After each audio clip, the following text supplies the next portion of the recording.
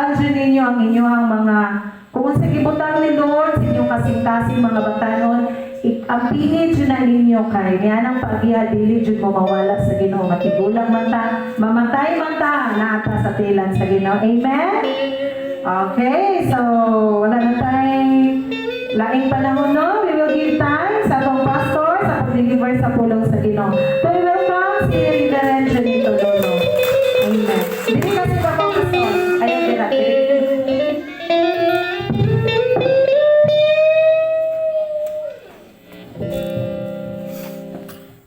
Maayong hapon. Amen. So, salamat sa Ginoo kay nagibuhat sa mga batanon. So, hindi lang mga batanon yan Ginoo na trumaho.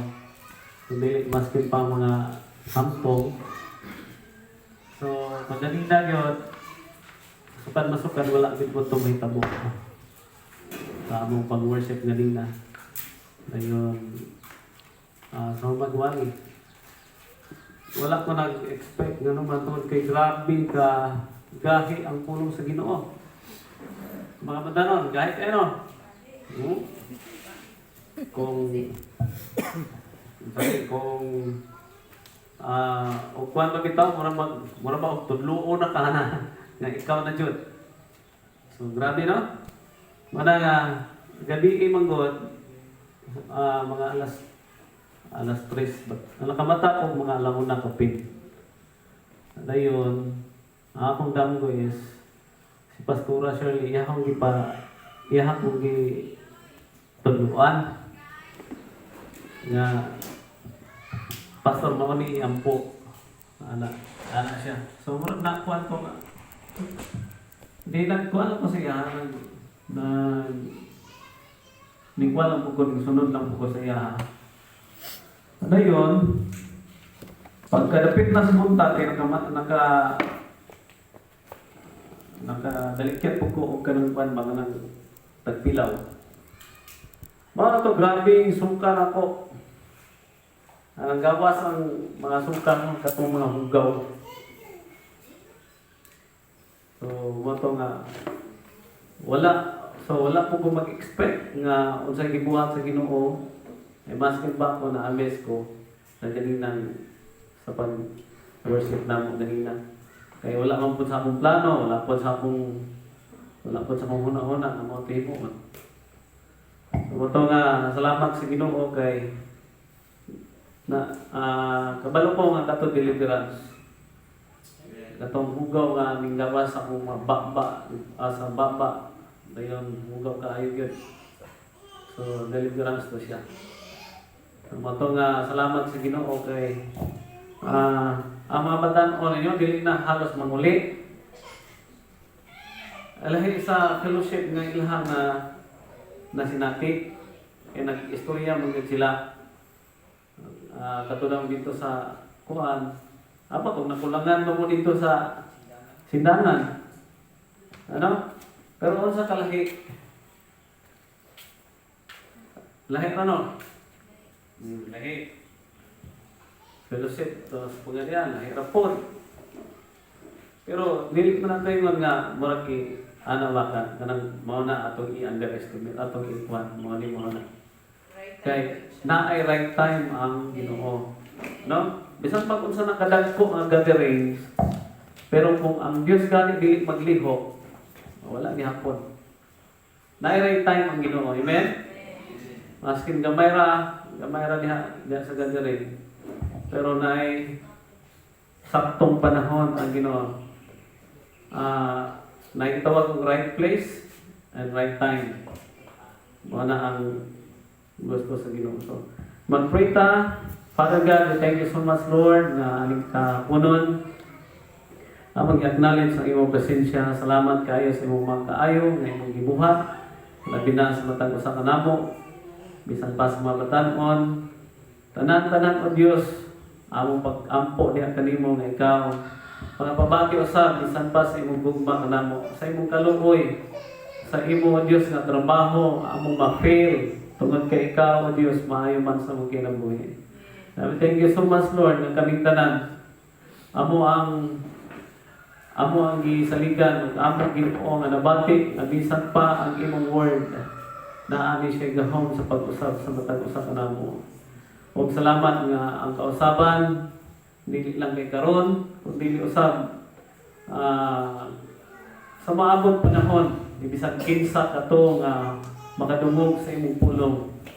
Aman, salamat sa kausaban sa kinabuhi. Dili lang sa mga bata, batanon, kundi maskin pa sa mga tungkol kay wala may pili Ginoo ang imong pagpamuhat, pagtrabaho sa among kinabuhi. O daghan kayong salamat Lord sa imong mga kaayos sa among kinabuhi. Panalangini ang imong pulong na ibatbat sa imong ubos na alagad. Kami nagaampo pinagi sa ngalan ni Jesus. Amen.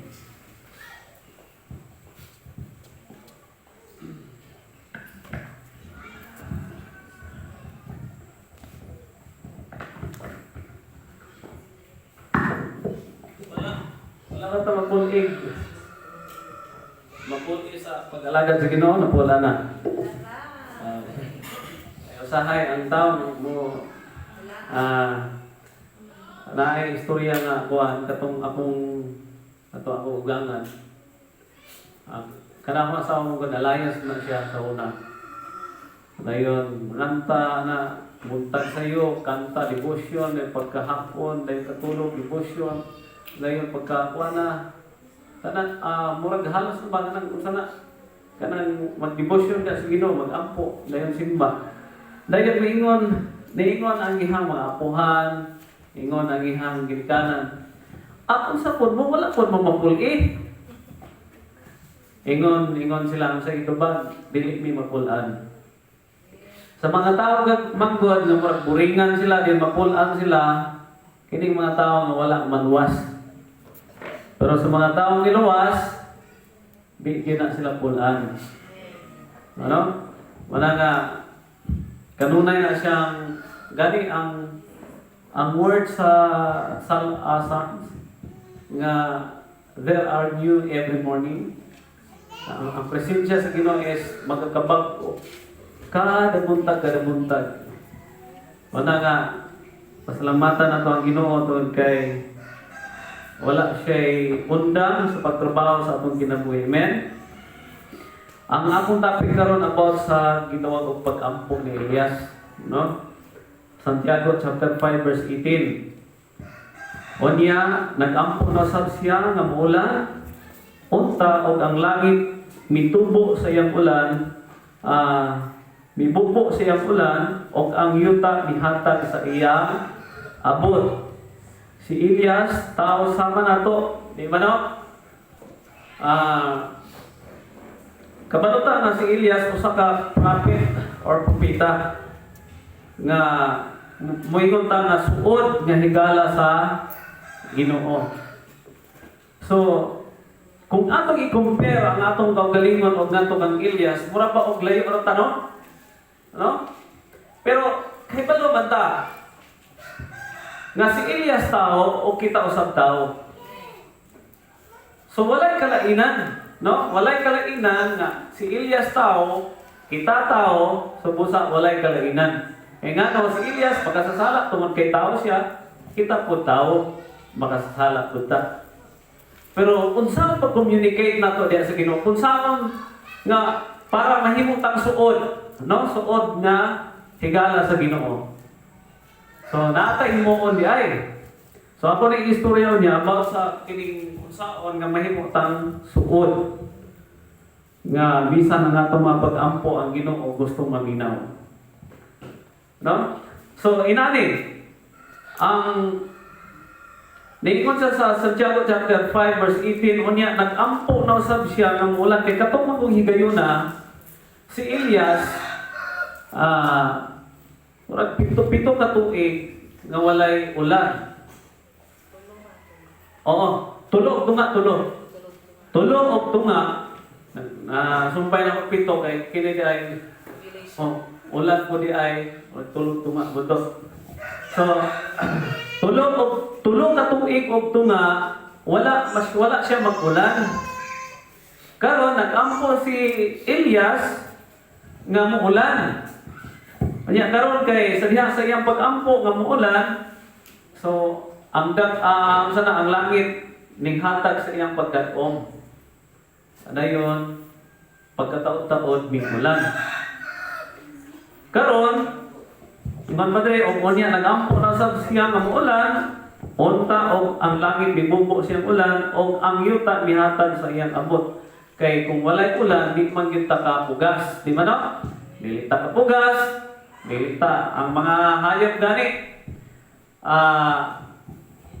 Atong mingagi nga tig-init.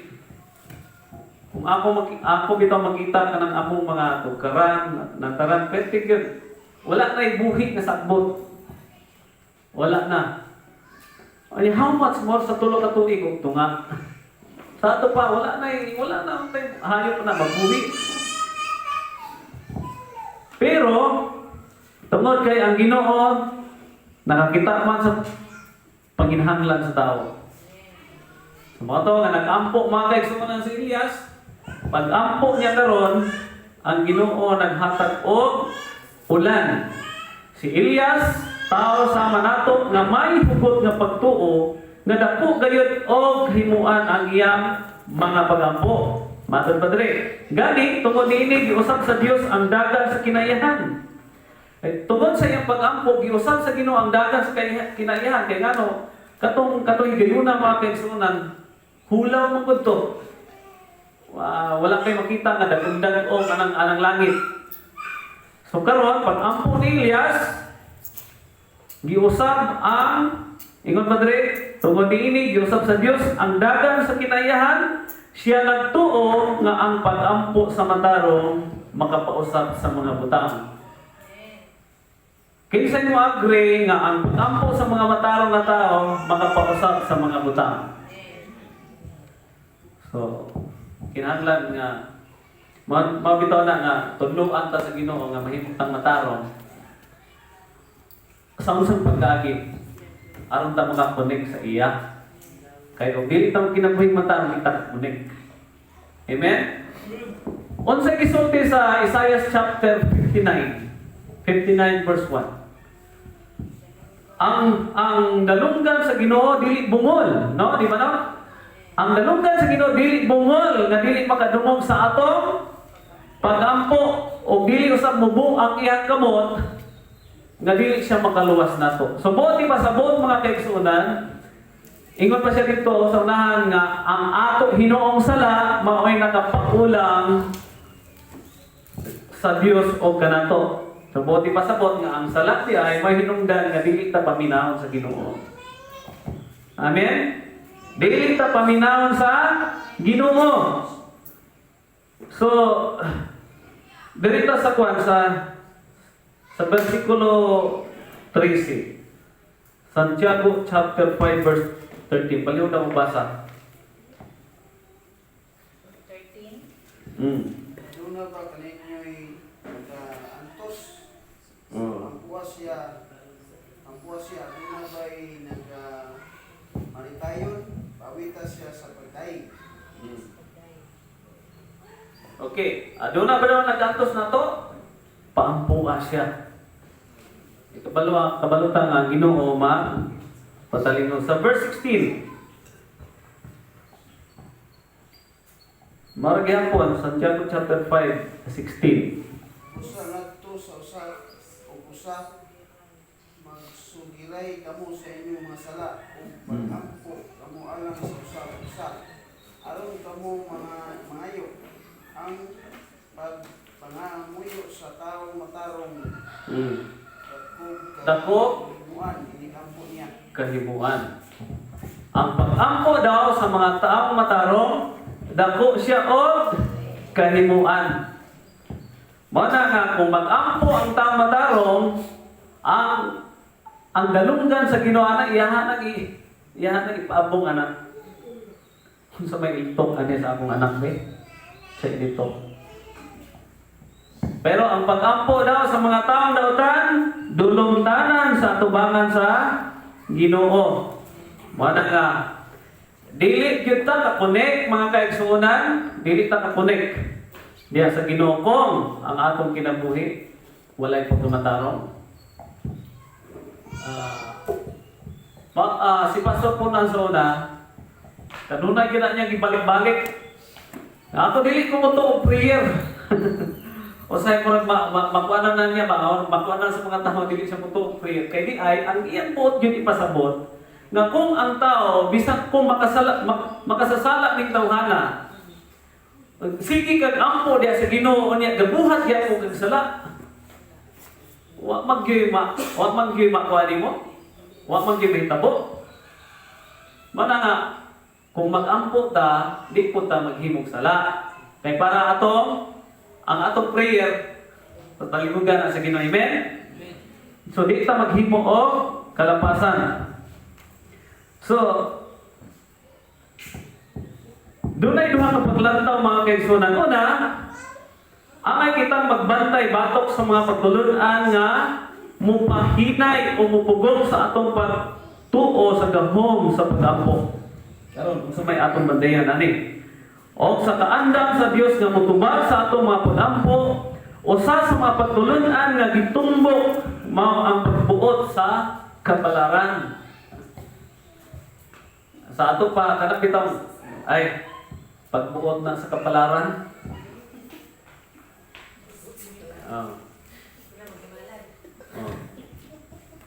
Nganong nahitabo na ay tungod kay pagbuot na sa kahigayunan. Kasagad ko nakadungog mga kaigsuonan na maingon sila nga ay kung dili tugot sa kahigayunan, dili gid daw. Ngano man? Wala na Dios, wala na tay Dios kay ngano higayon, kahigayunan na lang, kapalaran na lang ang mahisgutan. Unya moingon pag ang tao nga og dili mao gid na iyang palad. Kung pobre siya, mao gid na iyang palad. Og nagato na siya, ingnon mo na to, mao po na iyang palad. Mana nga dili kining paglantaw sa usa ka tawo mga kaigsuonan nga kining gitawag og kapalaran.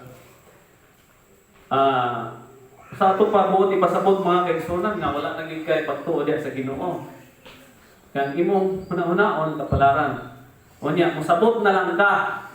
Bisag unsaon nimong paningkamot, hindi yung gid uswagon, mosabot na lang ka, maygo na lang ka nga pagbuot sa palad. Kay ang palad walay buot. Amen. Pagbuot daw sa kapalaran. Mana nga ingon pa diri, angay kitang magbantay batok sa mapagtulun-an nga pahinay pagpugong sa atong pagtuo. Kay ngano, ang tao dili na moampo diha sa Ginoo kay ngano, palad na lang man ang ilahagi. Palad na lang ba? Mao po niya siyang gipanalanginan kay mao po niya ang palad. Na bulak kay panalangin, mingnon na po nimo nga, mao na po niya akong palad. Mana atong palad way puot na. Pagbuot sa kapalaran. Ayun pa diri, mupugong sa atong pagtuo sa gahom sa pag-ampo o sa kaandam sa Dios nga motubag sa atong mga pag-ampo usa sa mga pagtulon-an nga gitumbok mao ang pagbuot sa kapalaran. Kini ang pangagpas sa dili magtotoo nga ang tanang hitabo sa mga tao nag-agad sa kapalaran. Ano? Mao ni pagtuo sa usa ka tawo mga kaigsuonan nga ang kinili ay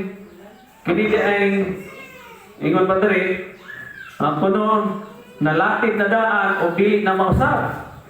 Kini nga tinuhan nga ang kapalaran mo ay nagdumala sa mahitabo sa tao na sukwahi sa pulong sa Dios. O na kung ang kapalaran nato mo ay pabuto nato, sukwahi na sa pulong sa Dios. Kini gipasukat sa sayop nga pagsabot nga ang maayo og dawtan gilatid na og dili na mausab. Sa ato pa murag na dili inana ba? Kini kuan ni. Nahitabo na siya tungod kay gilatid na siya nga mahitabo. Kana siya na nindot nga hitabo. Gilatid na po na siya sa Ginoo kay mao na gina siya, gilatid na siya. So kini nga pagtulunan mga kaigsunan sukuhi sa pulong sa Ginoo. Ingon Padre, kini gipasukad sa sayop nga pagsabot nga ang maayo og dawtan gilakid na og dili na mausab. Tungod niini sila nagduha-duha o nagduda nga ang magtinud-anong pag-ampo dunay diay himuan. Dunay himuan mga kaigsunan. Mo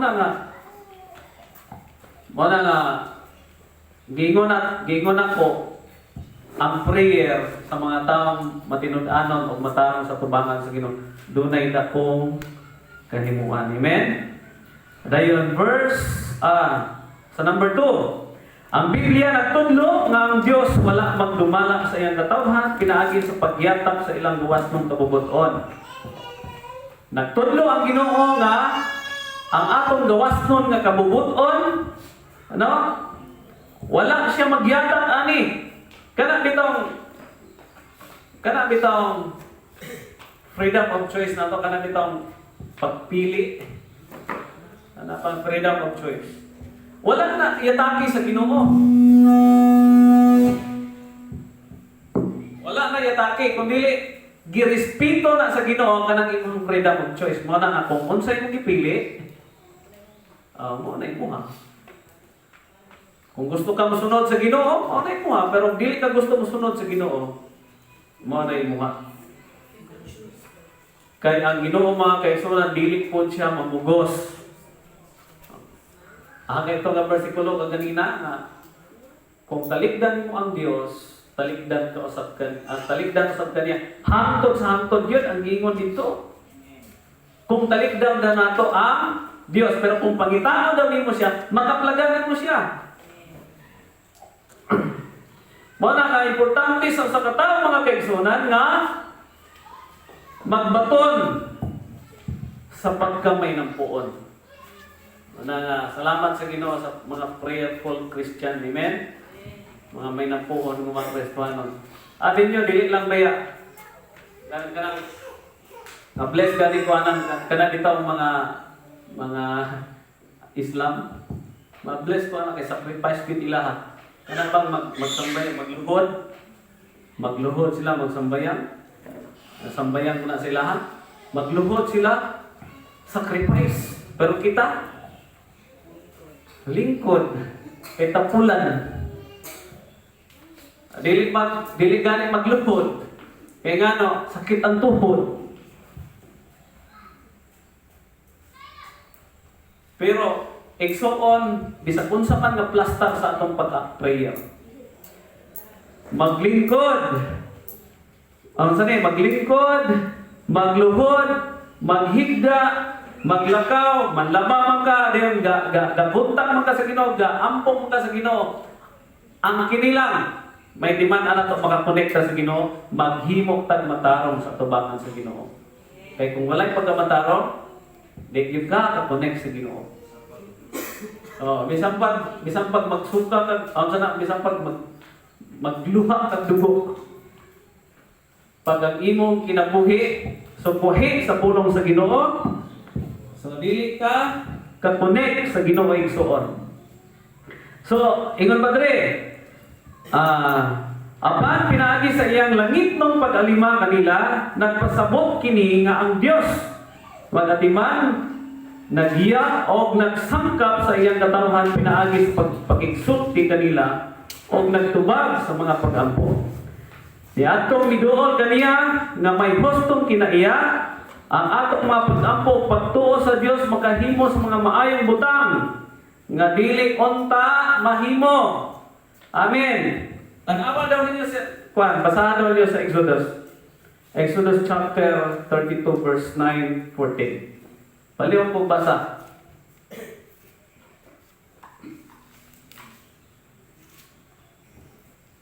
Exodus kapitulo 32 versikulo 9 ngadto sa 14.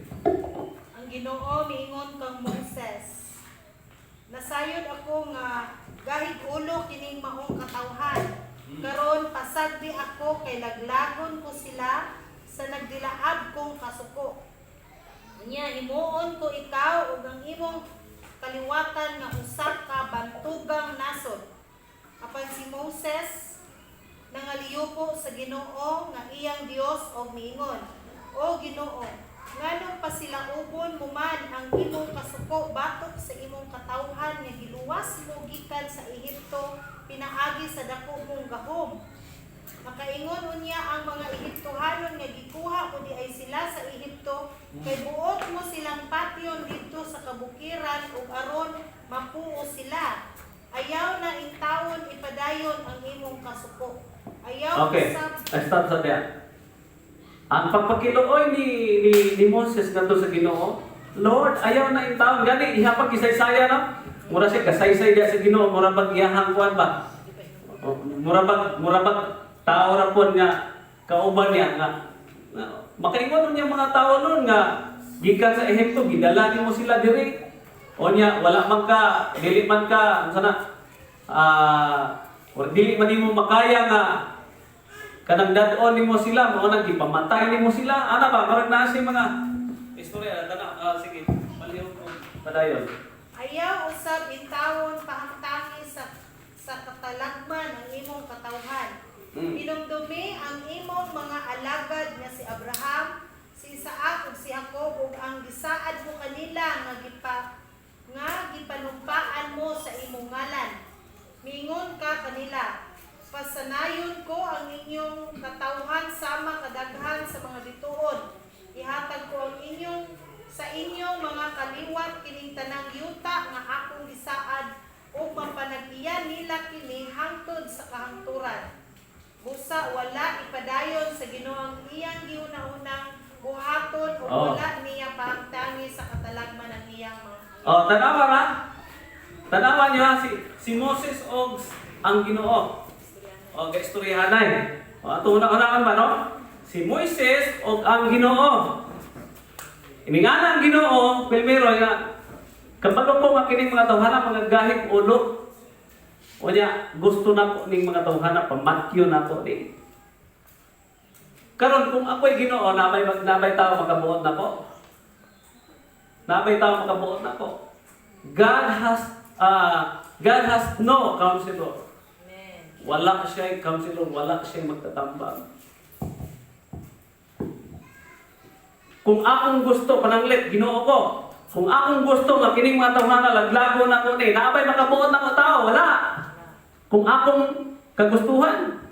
Pero nga naman, ang pagutana, nga naman na si Moses, paghangyot niya, ang Ginoo na hupay man dayon ang iyang kasuko. Mao to nga wala dayon na sa Ginoo.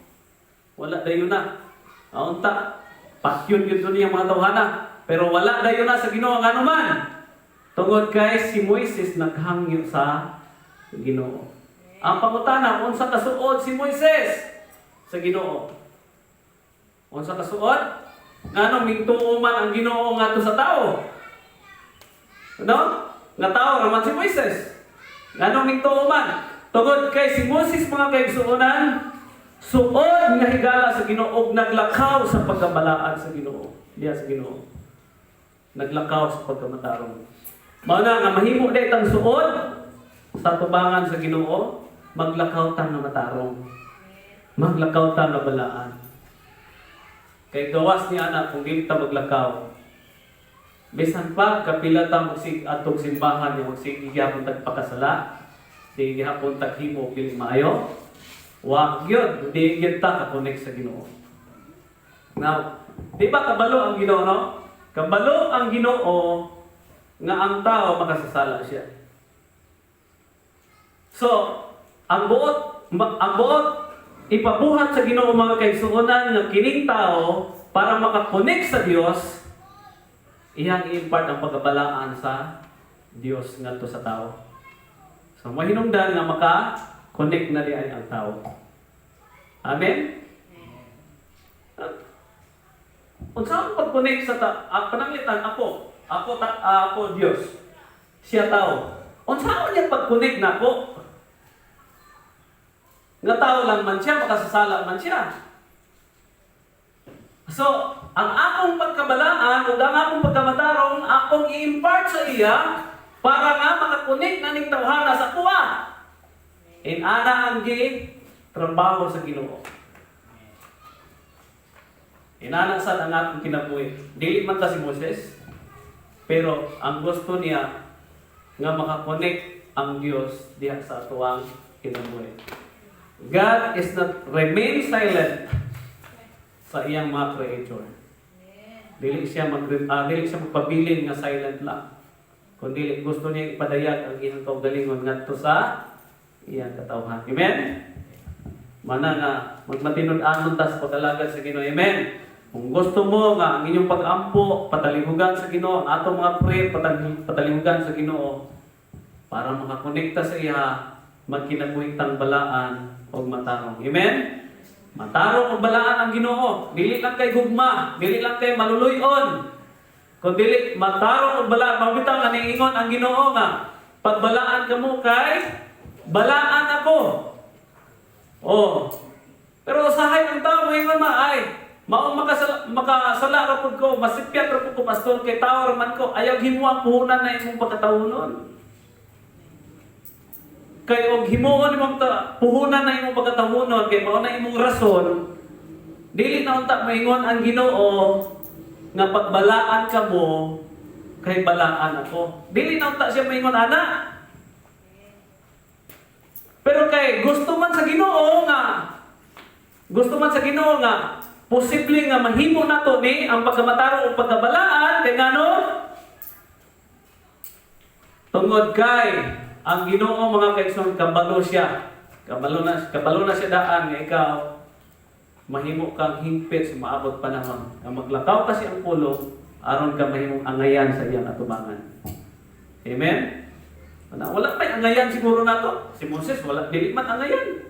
Si Elias dili man angayan kay kung basihan nato pagkatawonon, tao ra man si Elias, tao ra man si Moses. O kita po, tao ra po ta. So dili ta angayan sa tubangan sa Ginoo.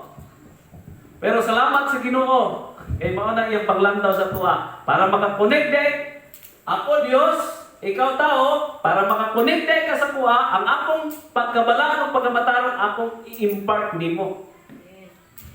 Para nga ikaw nga tao, makakonect na kanako. Buti pa sa bot, makapatalinghog na ko sa imong mga pag-ampo. Amen?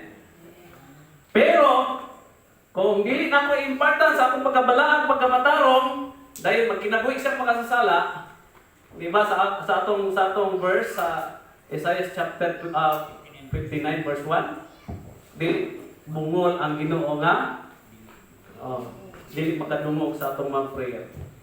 Pero kung dili na ko impart ang pagkabalaan o pagkamatarong, niya nagkinabuhi siyang makasasala. So, buti pa sa bot nga bisag unsa man ni dampo, dili siya connect na ko. Amen. Amen ba? Undang na taron kay hindi naman mo mga amin. So, mabuot lang siya na word ni Lord. Pero kabalo ko nga ang Diyos. Nagtrabaho ato niyang pulong. Wala nga kinsa may tao nga na-discourage sa pag-ampo. Ikaw na-discourage ba ka sa prayer? Ayaw ka discourage. Kay